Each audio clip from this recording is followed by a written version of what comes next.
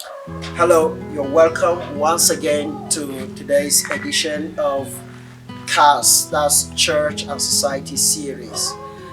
I remain Mark Martins, the main facilitator of this of CAS. I am an educator, a Bible teacher, a writer, an author, and a societal development advocate.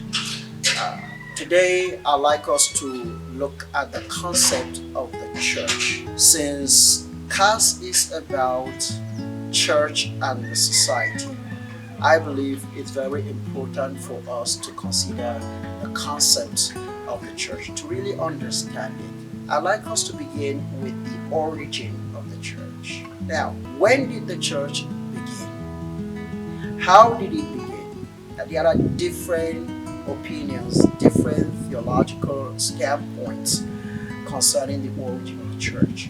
Some people hold that the church began in Eden. That's Genesis chapter 1 and chapter 2, when God created Adam and Eve and placed them in the Garden of Eden. We have an understanding that God used to come to them for fellowship together, and some people have used that to establish that that's where the church began.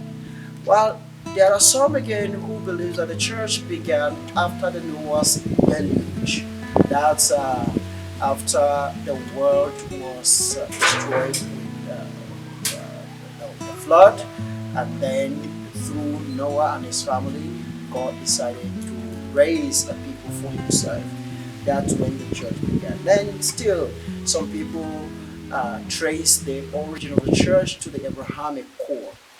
When God, we know the story in Genesis chapter 11, Genesis chapter 12, when God called Abraham from his idolatrous and polytheistic lifestyle and culture in Mesopotamia. He called him to be an elected person for himself, a chosen person for himself. And for some people, that's where the church, that's God's people, began. Yet, some people refer to the Exodus as the beginning of the church. We know the story of the Exodus very well. After God used Moses to deliver his people from Egypt, then in Mount Sinai, he used to pass a command that they gather together in order that he would instruct them his word, and they would pray to him, they would worship him. So some people build a case on that to say that the church began at that moment. Yet some people would tell you that the church began at the moment of Jesus' pronouncement in Matthew chapter 16, when he said, "You are the rock, and on this rock I shall build my church, and the gates of Hades shall not stand against it." That's when some people believe the church began. While there are people who point at the Pentecost event recorded in Acts chapter 2 to be the origin of the church. The question still before us is, when did the church begin? Where do we trace the origin of the church? Personally, I believe we can point at the Sinai experience, that's during the Exodus journey, as a starting point of the church. And here is my reason. Because in Deuteronomy chapter 4 verse 10, we read clearly Moses speaking to God's people, referring them to specific commands that he had given to them, that they should be summoned together, they should be gathered together, so that he would instruct them in his ways, so that they would know how to fear him, how to love him, how to serve him, and also pass in the same instructions to their sons and daughters.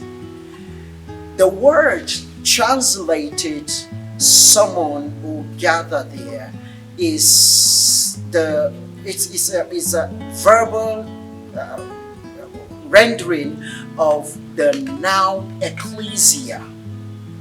It's a verbal rendering of the noun ecclesia.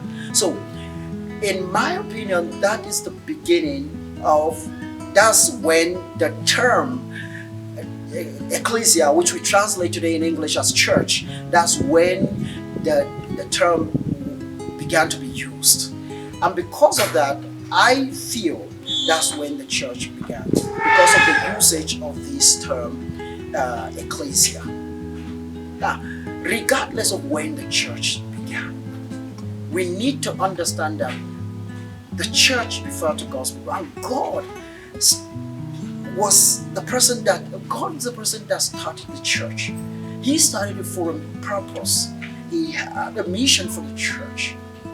These are the things that we need to put into consideration. These are the things that we need to understand. Whether the church got out Eden or got out Mount Sinai, or began at that Philippi Caesarea experience, we know that the church began somewhere, but it began for a purpose.